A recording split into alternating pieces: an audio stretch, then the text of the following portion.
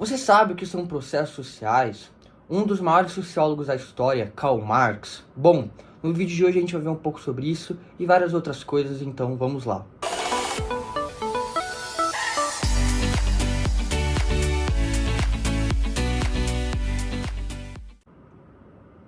Bom, primeiro de tudo, a gente tem que entender que na história tiveram três sociólogos que se destacaram pelos seus pensamentos. E nós vamos falar de um deles, o Karl Marx. O Karl Marx, ele trouxe uma perspectiva, uma nova ótica em relação a como a sociedade está organizada. Então, uma nova versão de se ver o capitalismo de acordo com as lutas das classes sociais. Então, para o Karl Marx, a luta das classes sociais é essencial para a gente entender a sociedade, como a civilização foi formada e até mesmo a nossa história, né? Então, para o Karl Marx, havia duas divisões de grandes grupos. Havia a burguesia, aqueles que controlavam o meio de produção, tinham terras e riqueza, e o proletariado, aquele que vende a sua força em troca de algo, e atualmente no modelo capitalista, por dinheiro. E para ele, essa divisão gerava uma grande desigualdade, porque a burguesia ficava acima, ficava comandando e dominando o proletariado. Além disso, ele acredita que essa ideia, né, de burguesia e proletariado, essa desigualdade para ele acontece desde o início das civilizações. Então, um problema que se originou desde o começo. Então, por exemplo, entre o escravo e o feitor, ou, por exemplo, o senhor feudal e o servo, né? Então, começou há muito tempo. Então, para ele, falar de história é falar da história das classes sociais. Além disso, ele acredita em uma ideia de interesses antagônicos. Então, enquanto a burguesia busca estabelecer e manter a sua dominação sobre o proletariado busca fazer o quê? Resistir e buscar melhores condições de vida, gerando um antagonismo de interesses e de classes sociais. E para ele, a única forma de poder reverter isso é através das revoluções, uma vez que aqueles que têm uma maior quantidade de recursos materiais são aqueles que vão estar no topo, aqueles que vão comandar. Então, ele acredita que a forma de mudar tudo isso é através de revoltas. Então, a principal revolta que a gente tem é a revolta do proletariado. Então, quando o trabalhador ele percebeu que ele estava sendo explorado, que ele não estava em ótimas condições, quando ele tomou essa consciência, eles se juntaram, entraram em sindicatos e partidos políticos para lutar contra a propriedade privada, né, e o Estado burguês, basicamente. Então nós temos de exemplo, né, a Revolução Francesa entre os burgueses e os aristocratas, a gente tem a Revolução Socialista entre o proletariado e os burgueses, certo? Então, para o Karl Marx, a luta das classes sociais é o combustível da nossa história. Bom, outra coisa importante é que ele criou uma coisa que a gente vai chamar de Manifesto Comunista, onde ele apresentou as ideias socialistas, uma crítica contra o capitalismo, apresentou também a história, né, das classes sociais, as lutas de classe, também a história da sociedade, também fez um pedido, né, falando assim: trabalhadores do mundo inteiro univos, né? Então incentivando os proletariados a se unirem em busca de melhores condições e acabar com essa visão do capitalismo que para ele é incorreta. Bom, além disso é importante a gente saber dois conceitos, de processos sociais e grupos sociais. Processos sociais é uma mudança que acontece na sociedade. Então, de idade para idade vai alterando, vai mudando. Então, por exemplo, os processos sociais da Idade Média é diferente dos processos sociais atualmente. Então, o que é um processo social? É a forma como as pessoas vão agir e interagir entre si em determinado convívio. E essas interações são muito importantes para o desenvolvimento do ser humano. Sem as interações, o ser humano vai se desenvolver apenas biologicamente. No entanto, ao se desenvolver com as interações sociais, ele vai desenvolver sua personalidade e as suas características que vão se diferenciar das outras pessoas. Então, essas interações podem ser econômicas, então entre vendedores e compradores, pedagógicas, então entre o professor e o aluno. E assim, duas classificações importantes. Elas podem ser associativas ou diassociativas. As associativas são aquelas que vão apresentar interações positivas, que vão agregar valores, que vão agregar um consenso, então não vai gerar afastamento, vai gerar aproximação. E aí nós temos três tipos que podem ser essas interações associativas. De cooperação, então indivíduos ou grupos que juntos se esforçam em busca de um objetivo em comum, e aí eles podem ser uma cooperação direta ou indireta. Como assim direta? Por exemplo, um grupo que é formado para fazer uma atividade avaliativa. Eles juntos lutam por um objetivo comum de forma direta, ir bem nessa atividade.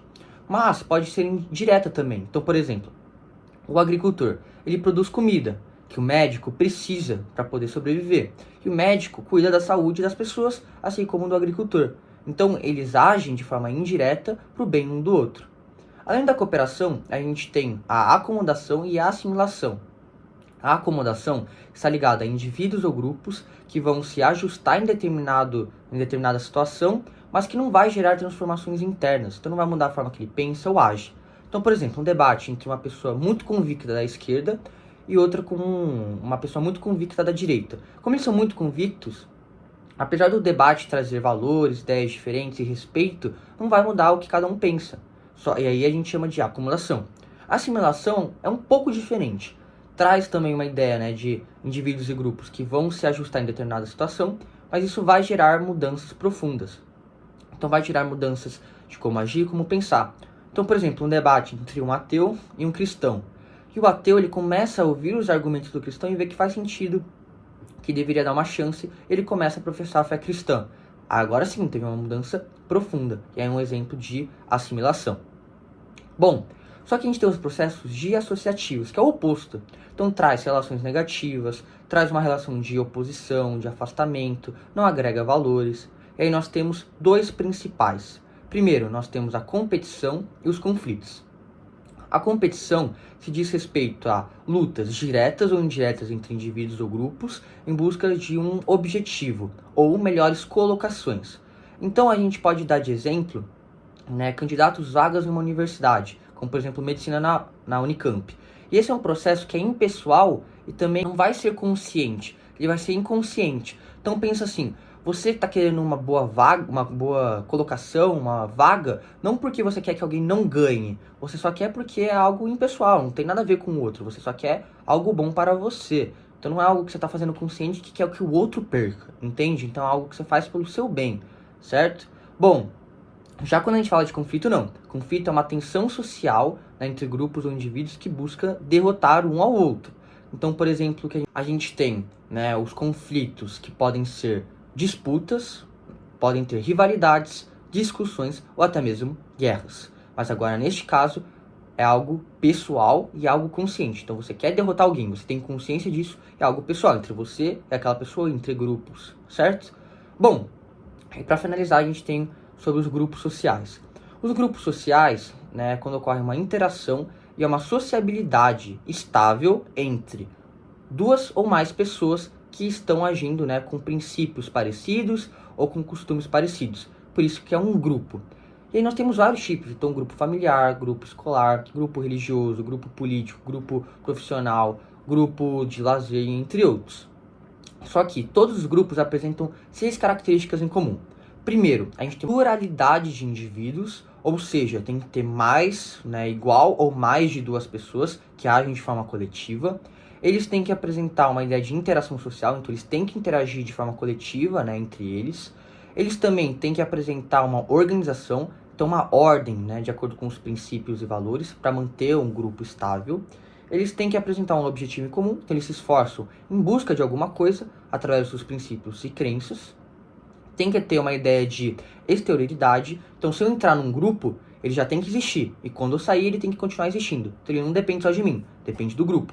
Além disso, ele tem que ter uma continuidade, então não faz sentido, por exemplo, eu entrar no grupo, ficar, sei lá, um dia e depois já ir embora, tem que ficar um tempo, tem que ter um tempo considerável nesse grupo, interações contínuas. E a gente tem, para finalizar, uma classificação desses grupos, então eles podem ser primários, então traz uma ideia mais próxima, né? Você tem uma intimidade maior com esses grupos.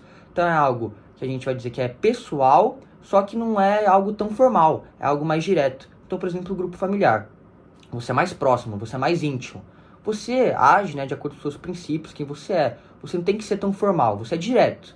Já quando a gente fala, né, dos grupos que a gente vai dizer secundários, a gente tem uma menor intimidade. Então é algo mais impessoal e também vai apresentar uma ideia de mais formalidade. Então, por exemplo, a gente pode dizer o âmbito profissional, o âmbito religioso. Você tem que ser formal, você não vai ser extremamente direto, né? Você vai ser um pouco mais consciente do que você está fazendo e você não tem tanta intimidade. Só que tem aqueles que são intermediários, como por exemplo as escolas. Então tem aqueles amigos, né, que são próximos, não seriam primários, mas tem os colegas, que a gente não é tão próximo, né? Então tem a característica tanto do primário quanto do secundário. Então os grupos sociais são divididos em primário, secundários e também intermediários. Bom, esse foi o vídeo de hoje. Não é tanto conteúdo, né? É mais curto. E espero que vocês tenham entendido. Boa prova, valeu!